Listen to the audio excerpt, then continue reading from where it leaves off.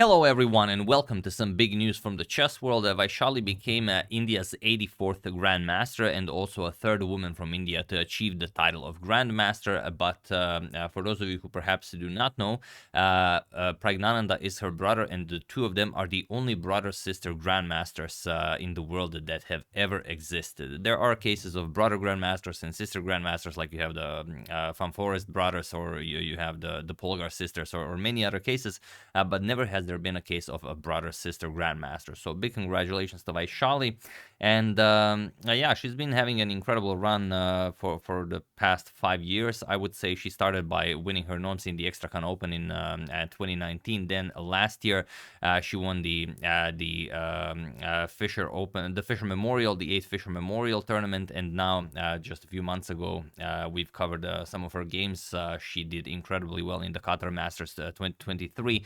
If you haven't seen them, do check it out. First link in the description below. First link will be actually to a library of my videos where you can easily search all of my videos. There are over 3,000 of them, and you can search them via player, via rating, via year, via tournament, via opening used. There's even a click you can use was before played in the game. So it's a really an amazing website. To do use it if you're ever in doubt of any videos that I've made.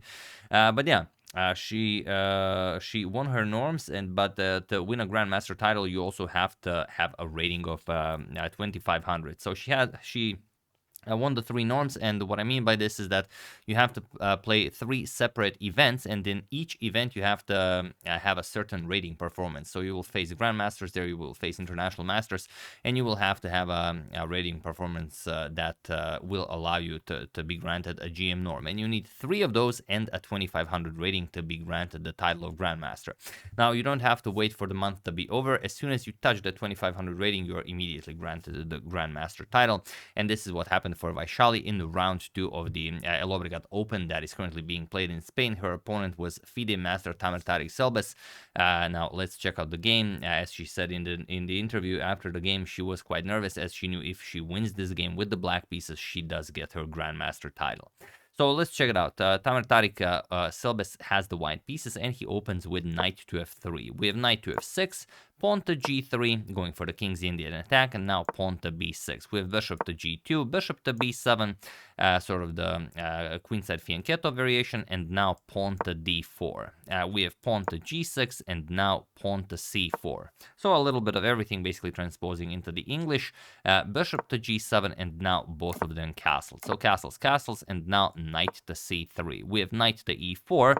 Vaishali immediately grabs that square before white gains control over it, and then you will not be able to play knight to e4. But you can see that she's really slow playing it. She played b6, g6, she fianchettoed both of her bishops, so she wants to have a safe game, but also, of course, maintain winning chances for as long as possible, as she is the higher rated player here, and of course she knows a win will grant her a Grandmaster title. And now queen to d3. Usually moves that are played here are just capturing the knight on e4, or queen to c2 is very popular here, sometimes bishop to d2, but here we have queen to d3, and now knight captures, b captures, and knight to c6. We have pawn to c5. Usually knight to d2 was played here, opening up this diagonal, but here we have pawn to c5, and it is now already, as of move 10, that we have a completely new game. Point is now that you are preventing d6, as you'll just capture on d6, and you have a double c pawn, so you really want to get rid of one of your pawns. And let's say black captures this, you can even play queen b5. You go after the bishop and the pawn, you will mess up a black's pawn structure a little bit, and you will be very happy getting rid of the doubled pawn.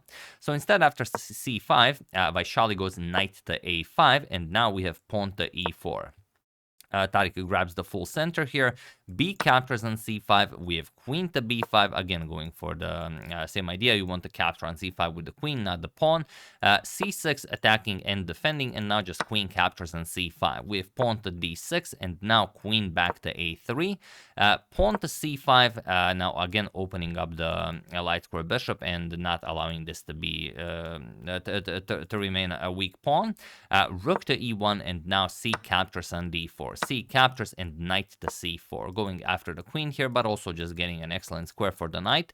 Queen to b4, attacking both the knight and the bishop, and now bishop to a6, defending both. We have bishop to g5, putting pressure on that e7 pawn, and we have rook to b8, going after the white queen, queen to a4, and now bishop to b5.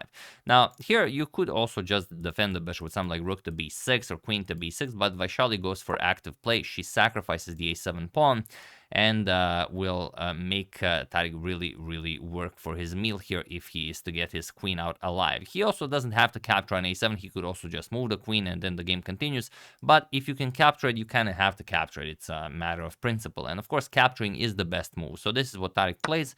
And now we have queen to c8, sort of tightening the screws around the white queen and asking, what do you play here? Well, there are a couple of moves you could consider, but you have to prevent your queen from being trapped. And the cleanest way is to play a4. The reason being that now, after, okay, the bishop moves, let's say bishop to c6, and you play rook 8 to c1, you go after the knight. Now, if you go rook to b7, then the queen no longer guards the a6 square. You can play queen to a6. And if you go rook to a8, then after queen captures on e7, rook to e8, you will play rook captures on c4. You will give up the queen, but for a lot of material, bishop captures, and you will have a rook and a knight for a queen, but also you have the passed a pawn, you have the potential of a pawn push in the center. This is roughly equal. However, after queen to c8, rook 8 to b1 was played by Tariq, but now it's very much different. You remember when I just said that you will have compensation for the queen, and you will also have the passed a pawn. That's not really the case here. Here Vaishali plays rook to b7, and now look at this. Queen captures on b7. The queen has no other squares, so you have to capture on b7. Queen captures, we have queen captures and pawn to a4, but now pawn to h6. And what do you play here? It's a very, very tricky position. Again, you can play it, but you have to be incredibly precise. And by that, I mean you have to play bishop to c1. And now point is, after queen to a7, you will play a captures on b5, and you will have this beautiful pawn here. But in the game after h6, he played rook captures on b5, and now the a pawn is gone. We have queen to a7, and now you have to play something. You're not gonna save your pawn and give up the bishop, so the bishop gets saved, the bishop to e3, and now queen captures on a4. And this is just a huge part of the compensation that white should have is just gone. It's the past a pawn was to be incredibly strong. So rook to b7, and now knight captures on e3. She further trades down, f captures on e3, pawn to e6, and now rook e to b1. Tariq doubles up on the b file, but there is not much to be done here. Queen to c2 was played, going after the e4 pawn. So knight e1, defending the pawn with the bishop, and now queen to d2, just targeting the weaknesses in white's camp.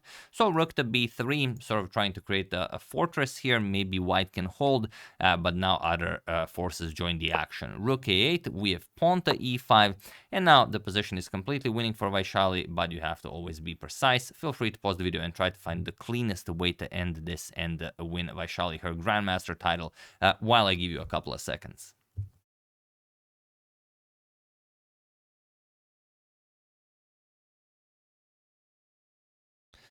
So for those of you who were able to do it, congratulations on finding the quickest way to victory. And for those of you who just want to enjoy the show, it is rook to a2. And it looks like a weird move, yes, because the bishop is guarded by the knight, but you are going after the knight, not the bishop here. That's the idea. So e captures on d6 was played, but now queen to f2 check, king to h1, and rook to e2. And now there's no defense. You either pick up the knight here, or the knight moves and you checkmate the white king. So here h3 was played, but now just rook captures on e1. With check, rook captures, queen captures.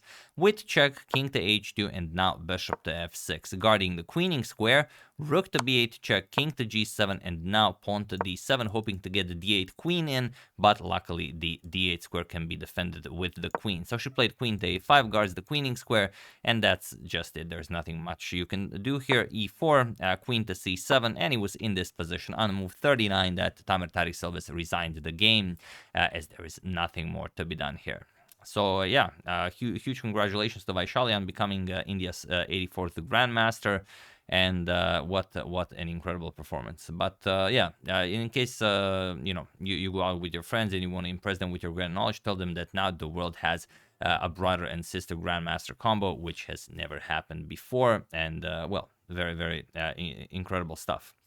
So yeah, that's the game. Hope you guys enjoyed it. We'll see what's next for Vaishali now that she has her Grandmaster title. She has the 2500 rating. She will, of course, try to improve, get 2600, maybe 2700, as she's still very young. I mean, sky's the limit here, and we'll see what happens. And currently, in the women's rating, I believe she's number 11 in the world, so she needs a few more points to be ranked top 10 in the world of women's chess, but I don't think she's all that much interested in competing only in women's chess. I think she wants to go all the way.